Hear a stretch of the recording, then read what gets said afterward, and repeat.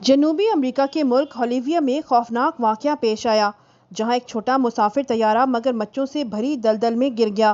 5 افراد 36 گھنٹے تک موت اور زندگی کی کشمکش میں رہے۔ غیر ملکی خبر رساں ادارے کی رپورٹ کے مطابق ہولیویا کے ایمیزون علاقے بینی میں ایک چھوٹے مسافر طیارے کو فنی خرابی کے باعث ہنگامی لینڈنگ کرنا پڑی۔ طیارے میں 29 سالہ پائلٹ سمیت 4 افراد جن میں 3 خواتین اور ایک بچہ شامل تھے۔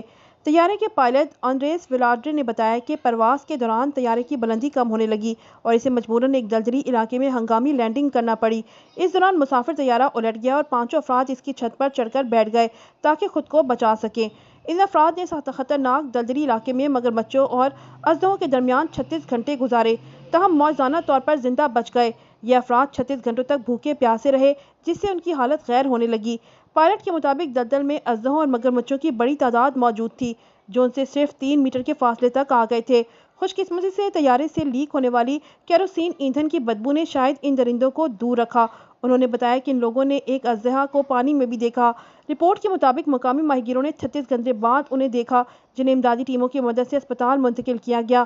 حکام کے مطابق تمام افراد اب کافی بہتر حالت میں ہیں۔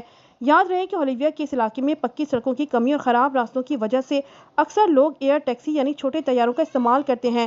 یہ طیارہ شہر کی طرف جا رہا تھا کہ راستے میں حادثہ پیش آ گیا۔